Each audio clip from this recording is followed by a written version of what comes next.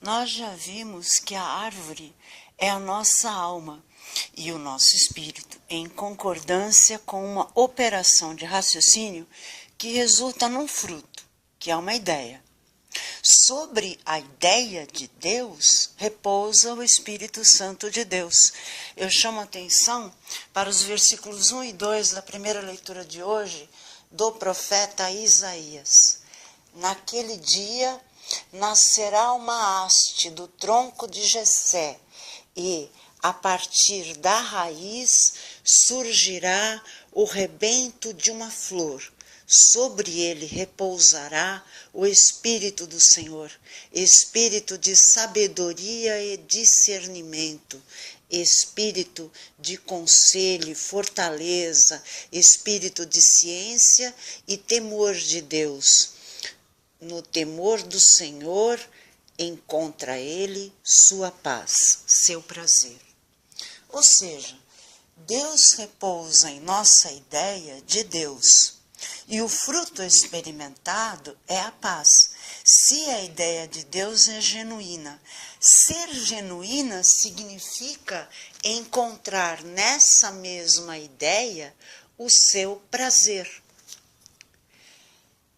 Significa, portanto, nascer da alma, que é a terra, através de uma boa semente. E essa boa semente é o prazer da fé de que somos criaturas de Deus sujeitas ao erro esse perdoado pelo Filho de Deus, Jesus Cristo, que nos livra de todo pecado, e esse é o prazer, ser libertado progressivamente de todas as cadeias do mal, de acordo com a nossa busca por cultivo dessa ideia, desse fruto que vem dessa árvore. Se a sensação de sermos essa árvore, a paz e a prosperidade, qualquer operação do pensamento vindo dos sentidos que temos em comum com os animais será operada em paz e prazer. Chamo a atenção para os versículos 6 a 7 da primeira leitura. O lobo e o cordeiro viverão juntos, e o leopardo deitar-se-á ao lado do cabrito. O bezerro e o leão comerão juntos, e até mesmo uma criança poderá tangê-los. A vaca e o urso pastarão lado a lado, enquanto suas crias descansam juntas. O leão comerá palha como boi. A criança de peito vai brincar em cima do buraco da cobra venenosa, e o menino desmamado não temerá pôr a mão na toca da serpente. Ou seja, qualquer tipo de pensamento que tenhamos a respeito de algo, por exemplo, na aquisição de ciência, nós estamos agindo como animais, com menos razão do que com os sentidos, até que momento chega em que nós temos mais razão que os sentidos. Então, nós vamos nos aprimorando enquanto animaizinhos. Mas, nesse momento, se nós temos a ideia de Deus em nós, todas essas articulações do pensamento igualam os sentidos para a paz, ou seja, todas elas são operadas segundo uma substância de paz que vem do Senhor. O nosso juízo, que é o rei, operando segundo o pensamento fundado da razão, da certeza divina, resolverá os problemas que se nos apresentam no sentido de Deus. Eu chamo a atenção para o Salmo 37, não está na leitura, mas eu cito. Pois ele tem no coração a lei do seu Deus, e seus passos nunca vacilam. O injusto espreita o justo e procura levá-lo à morte. O Senhor, porém, não entrega nas mãos do injusto, e no julgamento não deixa que o condene. Então, o sentido de Deus em nós, na nossa ideia de Deus, que é uma árvore, é a libertação de cadeias opressoras. Esse é o fruto. Outro fruto, a avaliação justa das coisas sensíveis. E todo tipo de ciência terá como sentido o amor a Deus e ao próximo. Eu chamo a atenção para os versículos 1, 2 e 12 do Salmo de resposta de hoje. Dai ao rei, ao juízo, vossos poderes, Senhor Deus, vossa justiça ao descendente da realeza. Com justiça ele governe o vosso povo, com equidade ele julgue os vossos pobres.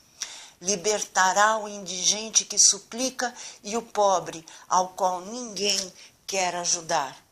Para que o juízo tenha o domínio sobre todas as ações do indivíduo, segundo o mesmo salmo de resposta, versículos 7 e 8, nos seus dias a justiça florirá e grande paz até que a lua perca o brilho.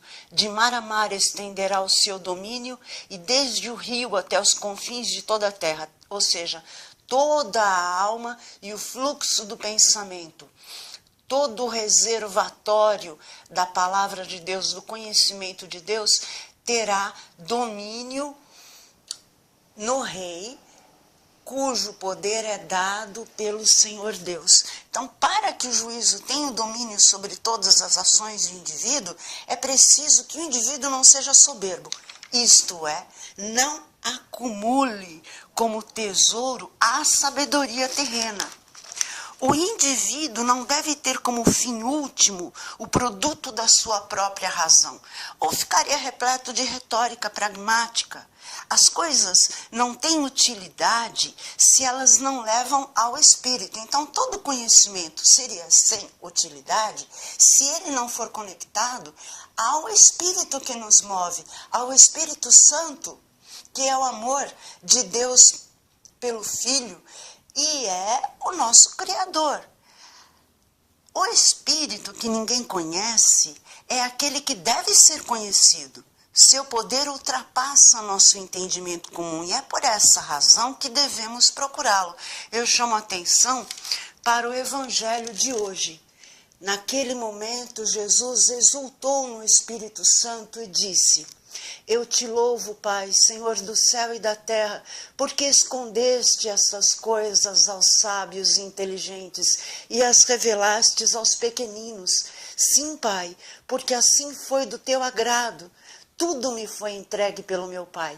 Ninguém conhece quem é o Filho, a não ser o Pai. E ninguém conhece quem é o Pai, a não ser o Filho, e aquele a quem o Filho quiser revelar. Jesus voltou-se para os discípulos e disse-lhes em particular: Felizes os olhos que veem o que vós vedes, pois eu vos digo que muitos profetas e reis quiseram ver o que estáis vendo e não puderam ver.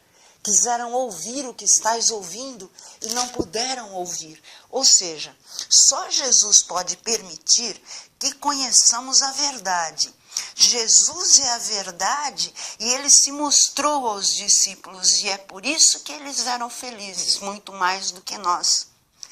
A verdade, ela se aproxima de nós ao aproximarmos-nos de Jesus. Esse é o maior imperativo moral, a fim de que vivamos para sempre. Na véspera de sua paixão, Jesus tomou o pão e disse: Este é o meu corpo. Do mesmo modo, ao fim da ceia, ele tomou o cálice com o vinho e disse: Este é o meu sangue.